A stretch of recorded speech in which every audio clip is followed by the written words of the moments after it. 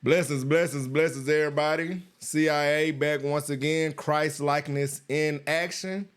As you can see this week, got a special guest, my best friend. Some of y'all know him, some of y'all don't. Minister Jamal Diamond. Say what's up to the people. Going on, y'all? As I would say, good morning, everybody.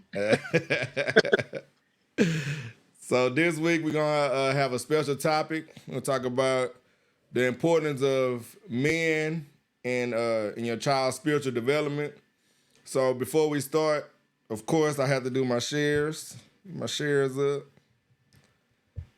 We're gonna start with Mr. Jamal Diamond, just kind of introducing himself to y'all. Some of y'all already know him, but some don't.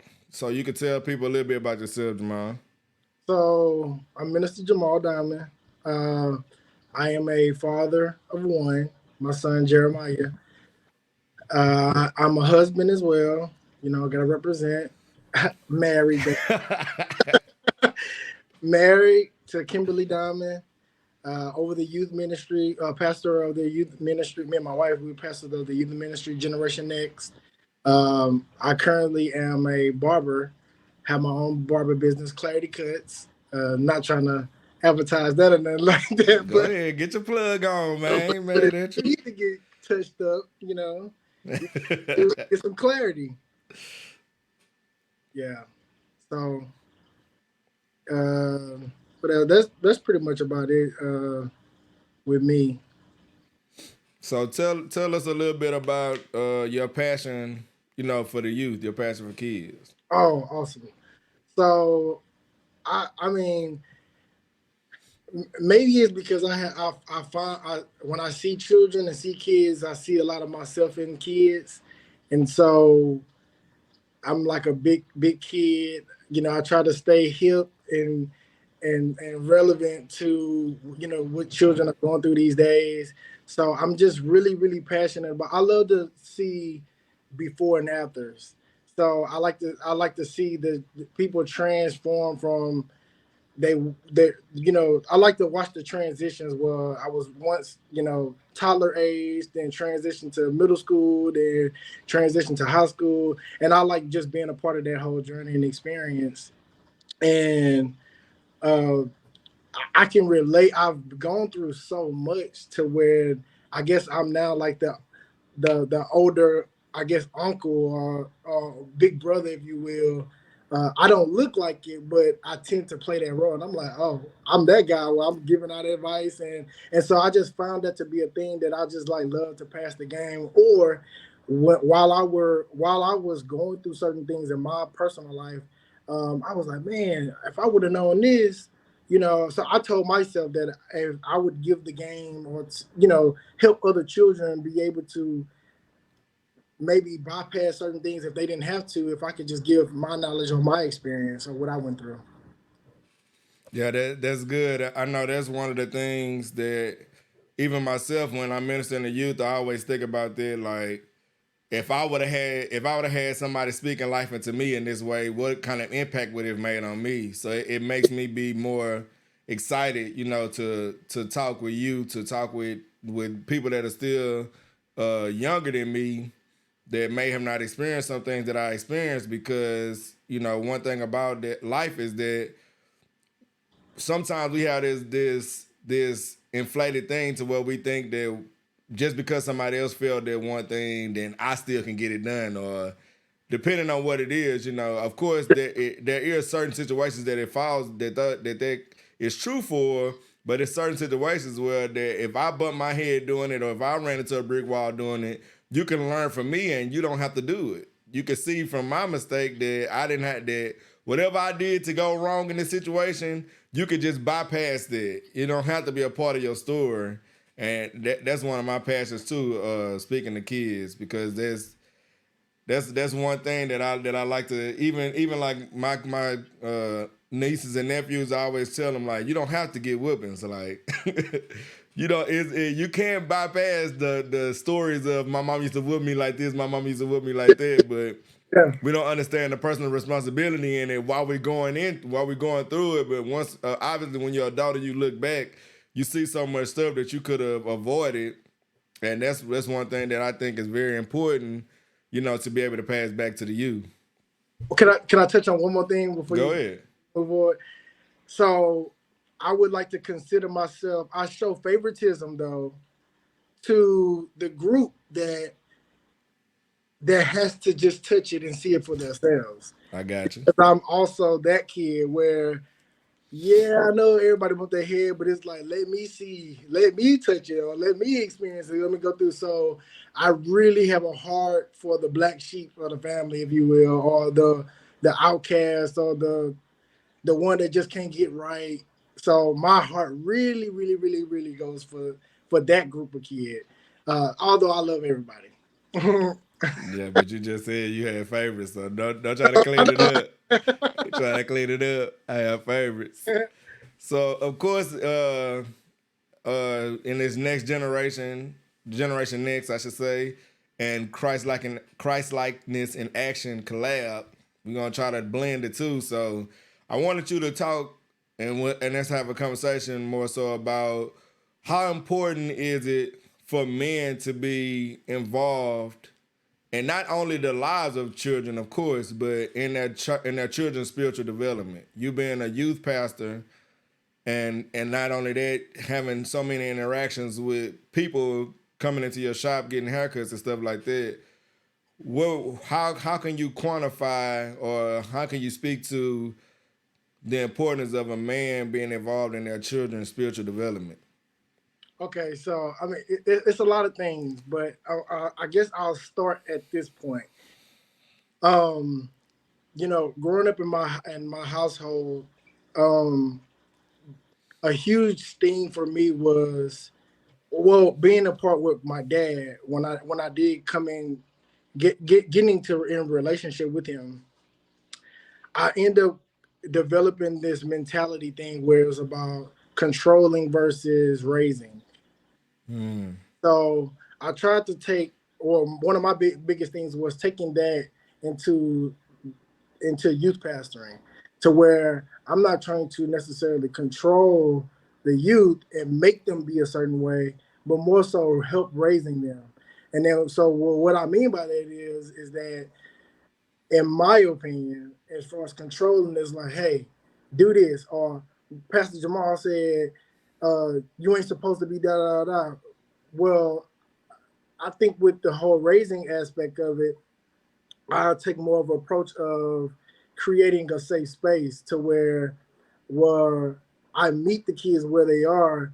I like that they have a freedom to be able to freely express themselves, however they choose to show up, and I think that it's important, as men, to show up for the children like that, because oftentimes just with men alone it creates a certain presence to where it's like, you can't be a certain type of way, like, well, men carry a certain dominance, and so you're likely to tell mama certain stuff or whatever like that.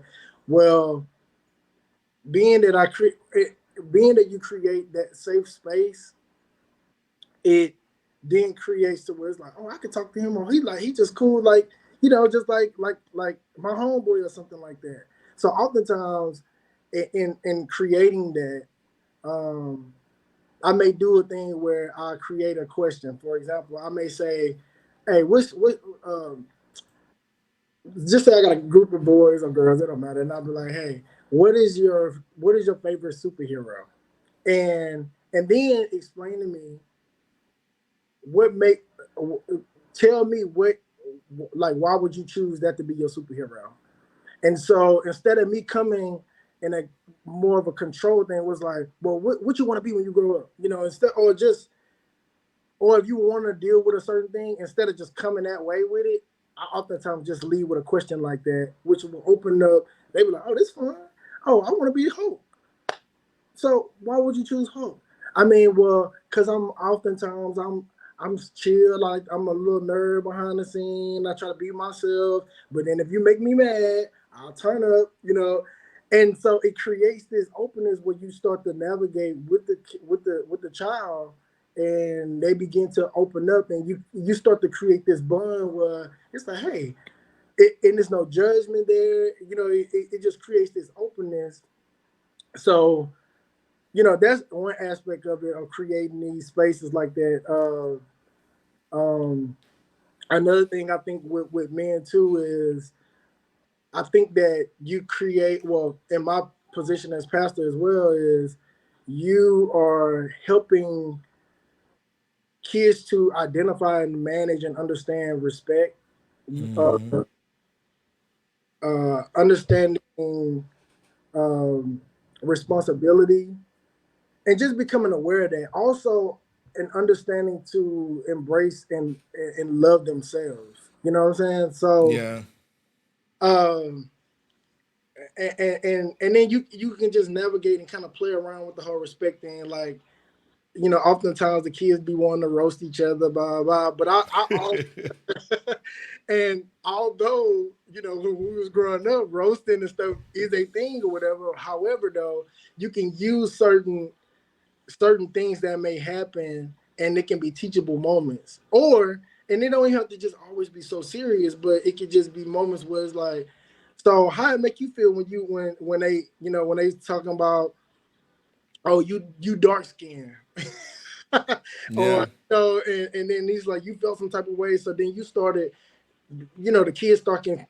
It's just so many different things that can happen, but I think it's important for us to be in position to navigate and help manage feelings, respect, responsibilities, um, and stuff like that as well. And also at the same time too, with that being said, identifying boundaries.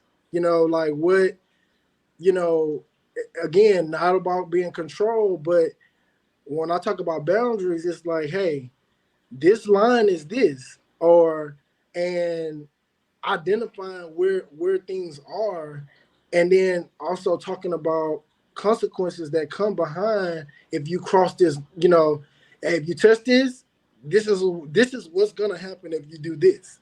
Yeah. So I like to leave room for you to make whatever decision that you choose, which is when I talk about the responsibility and the respect. I respect you to free willly make a decision, because you don't have. I'm not trying to make you do anything, but at the same time, I'm showing you boundaries, and then how we can set this up for your own, for yourself, and for different standards of what the kingdom is, what biblically what this look like, and then even within our youth ministry, within your household, within even for your own self, certain boundaries, what that look like.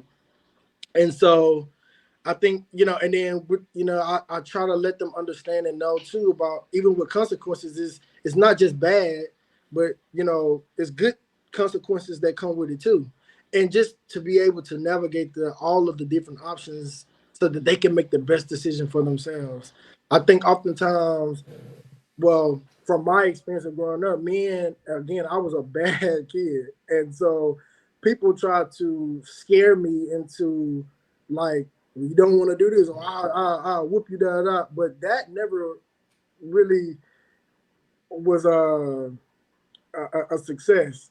Yeah. It wasn't effective. Yeah, it wasn't effective at all. And so even with sharing all of these different things and men being in place, it's not necessarily like that's going to stop a particular thing. Even with us sharing certain or wisdom on what we went through, I don't think oftentimes that just means that, oh, you're not gonna bump your head. I understand that on the journey, and I try to keep it as real as possible with the youth, that you will go down, you will go through the valley, you will go through hardship. Just gonna happen, and no Yeah. matter, it doesn't, it's gonna happen, and that looks different from all of us, you know what I'm saying? And so some things, it's not a me pray against this moment, it's like, well, let me pray that you understand, and by that you be okay through this process that you're about to have to go through. And so and then the last thing I want to share, well, yeah, I'll talk about with identity as well. um Okay, hold on, because you're okay, giving us a lot. You're giving us a okay, lot. Let's okay, I'm let's sorry. go back. Let's Okay. go back because I like how you brought out initially, the aspect of controlling versus raising. And I think, when the Bible talks about training up a child in the way that he should go, I think that's more a key to differentiating raising versus controlling. Because and it's weird because my camera is right here, but you right here, so that's why I keep doing that. But it's I think that's a key thing to understand in the difference between controlling and raising, because like you said, we still want to give the child a way to express themselves. Now, some older people from the older regime, as they say, they don't understand what giving a child a safe space means. They Yeah. like, to them that doesn't make sense. But as we are privy to more knowledge, right? We're privy to more information and understanding than they were even when they raised us, and going on further back. We understand the importance of being able to express yourself while still being led in the right direction. And I think us being men, like you talked about, us being that authority figure, it's different from our moms telling us how things should be versus the authority figure, or the one who seems to be the lead authority figure, guiding you into those things, and being able to come to talk to that person instead of having only be able to talk to one person that can only give you their one side, but you still have this other person. And we talked about before, guarding against absentee fathers. Absentee father doesn't necessarily mean you just devoid of being in a home, but you could be in a home and still be an absentee father because you're not involved with your child's spiritual development. You're not involved with their emotional development or anything. Like it's a certain level of detachment there Yeah. that can cause dysfunction. I think you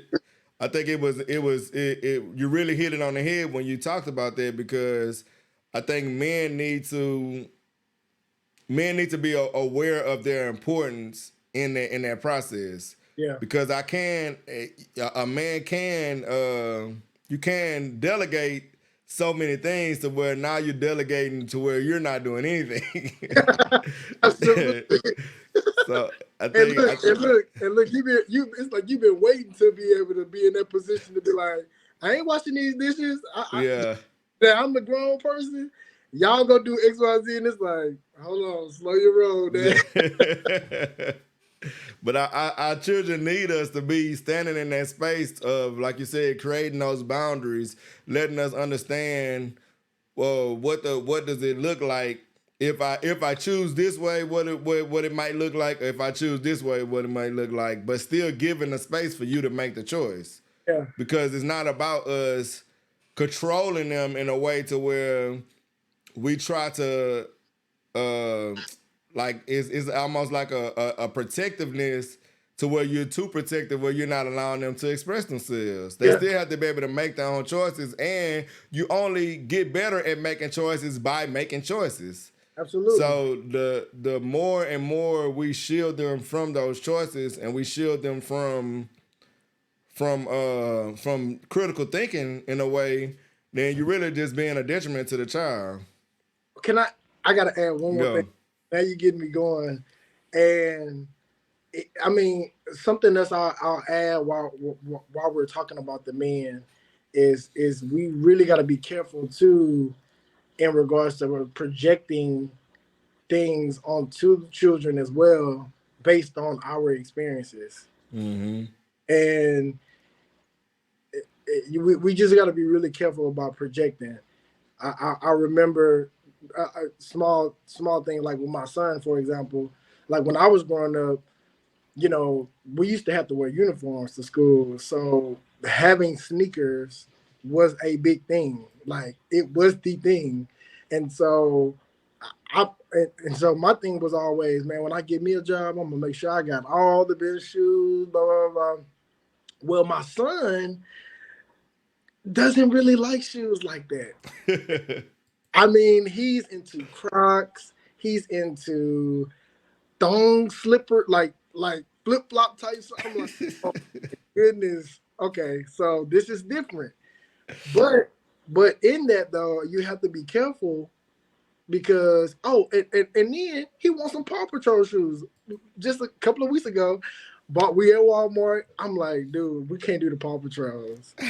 I get him the Paw Patrols because that was he really really wanted the Paw Patrol shoes, but that could easily been a moment where I began to take what my experience and what society says and project it onto him. And now he starts to formulate and do he now I'm taking him away from his true identity of what he really desires and wants to do. You get what I'm saying? Yeah. So that's all. So I just want to say we also just got to be cautious of what some of the direction that we steer our children, or if we're oversee, nephews or even in a pastoral position, just be careful at where's that coming from in regards to where we what we're putting out. So with that being said, how do you manage it, right? How do you manage it to where, yeah, I want you to express yourself, but I guess I say, because it's not just societal things, right? Some things society says is wrong. I think we talked about this before. The thing about playing with a doll versus playing with a toy truck. So Yeah. how do you differentiate it, or how do you balance it to where you're giving them the freedom, the leeway to express themselves and be themselves and organically grow, but still leading them in a way that is right, because the scripture is training them up in the way that they should go. So there is a way that is right. Of course, we know that being in ministry, but just how do you balance it? What does balancing that look like? So the balance in my opinion would be in regards to providing options in regards to or maybe suggestions. What do you think about this?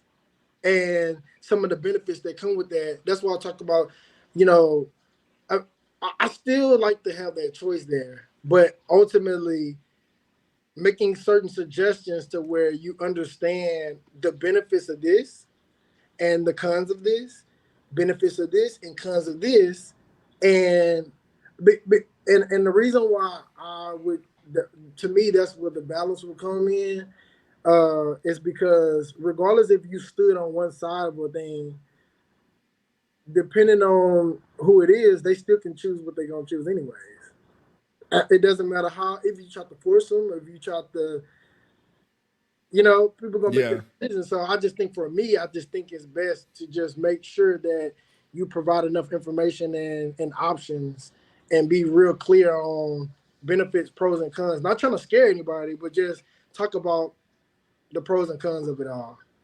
So Yeah, just being very clear with them, so to the point where they understand the choice before them. yeah, Basically, yeah. got you, got you.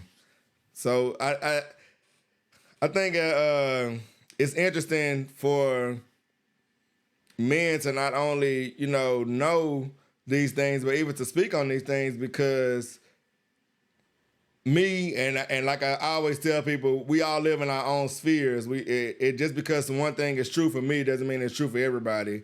Yeah. But one thing that I can say that was not always clear to me is that it was a formula, if you'll say a formula for men to be able to understand child rearing, raising up a child. So with us speaking on the importance of men in their children's spiritual development, not just in them making choices and them understanding the consequences that come with certain things, specifically dealing with them spiritually developing. How can we play a part in that, and then how pivotal is our role in that? Um, I would say, uh, one huge reason I think is how we model our personal lives. And the reason why I would say that is, and I'm gonna give this small example. When I had my son, I didn't know and how much influence that I had with him. You know, I just and I automatically assumed that because I had a boy that he would be just a mama's boy. But he was watching every single thing that I did, and and to the point where he wouldn't he wouldn't show love to her like expressively. Only to me, he wouldn't do it with her though. And I remember giving her a hug, kissing on her, loving on her, and he was looking at me weird from the corner, and I'm like, bro, why are you looking at me like that? And then maybe a few minutes later, he goes up and he gives her a hug. And I said, wait. So what I discovered was is that when I did, he did the same thing. Gotcha. So when I would say, "Hey, babe, I love you," you know, or stuff like that, then he would be like, he'll just come out to, "Mama, I love you," and we'll have personal talks on the side where she's not even involved, and and I'm like, I love Mama. Do you love Mama? And I love Mama. If you love Mama, I'm like, yeah. So it was just always fascinating to me that my what I did in my personal affected my son in a natural way. And even I would even go even deeper as this, even with my relationship with my dad.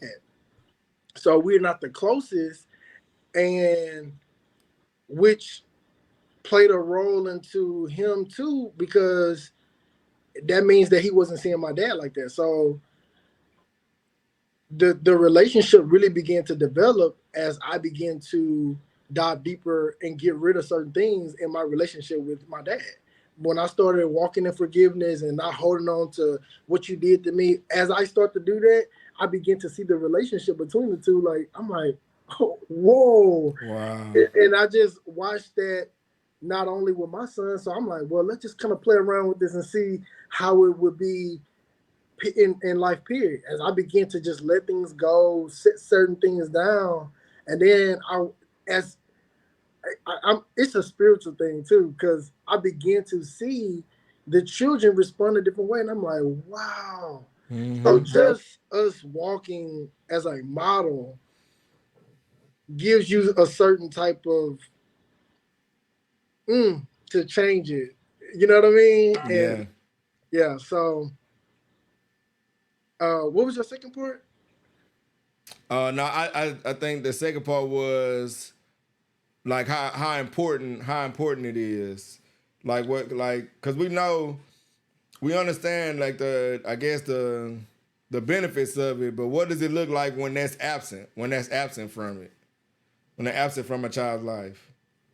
Yeah, so you know, even if I just kind of piggyback on it not being there, well, me and my wife always talk about this all the time. But if I just use the whole youth ministry for in particular. We oftentimes see kids come from all kind of different scenarios, like where blended family, dad not there, somebody divorce happens, and I make it a priority.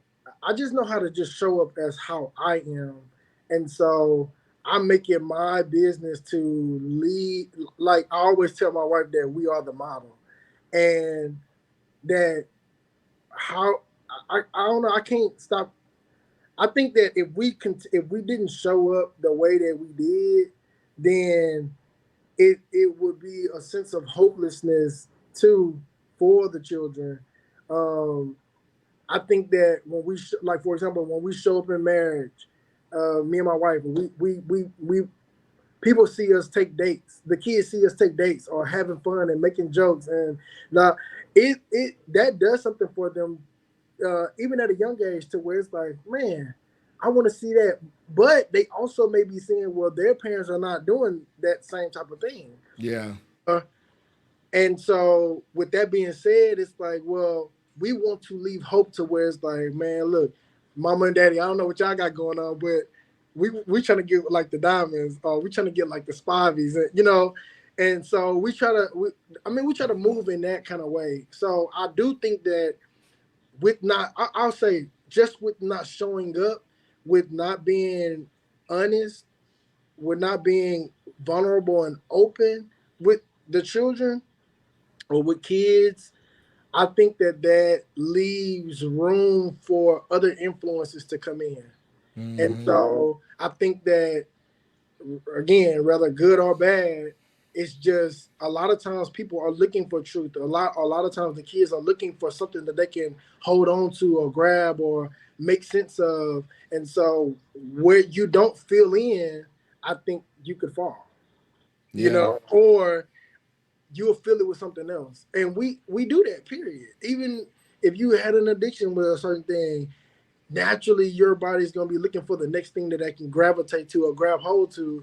And I think that um so that would be the huge part about us not showing up is that we we bring to the table every missing piece, and then I can't do everything, but when we have a collective of men, when we have a collective of like-minded people, it's like, hey, we sharpening each other. So what I don't have, Elder Tony, you have, and then you can pour your part into, because you got your different things you went through, or what you, how you, your perspectives or how you see things, and that shifts, and it's like, man, now you got two of us, now Yeah. you got three of us, and then what it look like then, where now we're impacting all these young men or young women, and now we like a whole little army, like, and it's like, nah, I don't know, we become unbreakable, you know, because you getting filled in with the missing things. But I do think it can be detrimental when you are when we are missing. Like I said, you can fall into, other people can become your dad, other people can become your leader, and sometimes they may not carry the same beliefs or standards as what they don't even know sometimes. So they Yeah. may start responding a certain way, but that's because they start to take on the identity of, I don't even want to throw a name out there, but Yeah. that's But a different false people. identity, an identity that's not of your Yeah. family. Yeah. So then, Man, you my go ahead. but then you'll start, like, just say, so as a parent, you'll be like, man, why my kid acting that, and because now I'm listening to a certain artist, and that Yeah. artist is now, however what they got going on is now penetrating me, and now that's what's filling the voids, or that it's like, man, this the only one who was real enough, or who was honest and vulnerable enough to do this, and that could be it, where this one person, or where we didn't feel in that, they was just honest, and they just was like, I'm gonna just tell you how it is, and that alone was enough to was like, well, I'm gonna ride with you. And and now that person or that thing is now the answer to it all. Okay, I'm gonna let you go. No, I was just gonna say I know our time is almost over, but I do want to come back and I do want to talk about that what you talked about, the community of men too, because it's different. It's a different aspect of a man personally being alive his own children, or a man personally being alive on the children that God has stewarded to him. But then it's a different thing to talk about a community of men being available and sharpening the young minds together. But I think what you said really speaks to the consistency that needs to be exhibited by men, because we need men to be consistent in the lives of children in order for them to see that consistent model and to give them something to inspire and to aspire towards. Because if men are double minded and they seem to where there's no consistency, then children will pick up on that. Children will pick up on how it seems like you're one way sometimes and you're one way another time, or they can't get any consistent answers from you when they're asking questions. Like one time it might seem like you give them this type of answer, but the next time you give them this type of answer. But I think that's very important how you talked about the consistency, because men do need to be consistent, and absent of that consistency, then they're gonna look for something that outside of you that seems to be consistent. And we already know that social media in general, but just the It don't. scope of media. Period. It always puts you in a bad in a good light, right? So like Mhm. when people always say, you look at highlight tapes. Of course, highlight tapes make you look cold because it's only the highlights.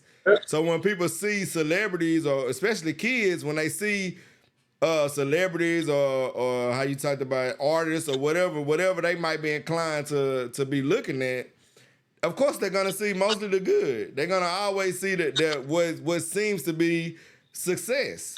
Yep. So if you're not exhibiting positive attributes to them to where they're latching on to you, they will latch on to something else.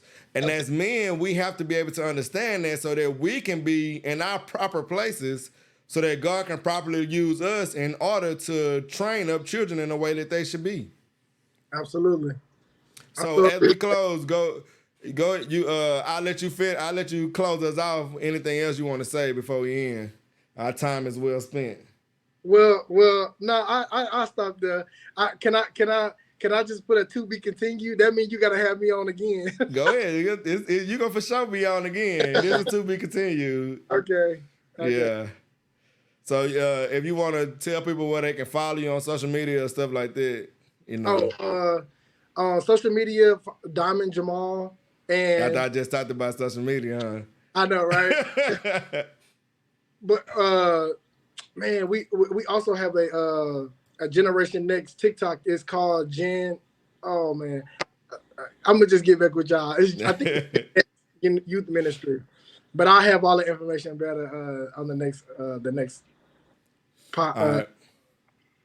So make sure y'all follow Christ Likeness in Actions Facebook page. Follow me on YouTube. Like, comment, subscribe. You're watching this replay. As always, man, we love y'all and shalom. Peace.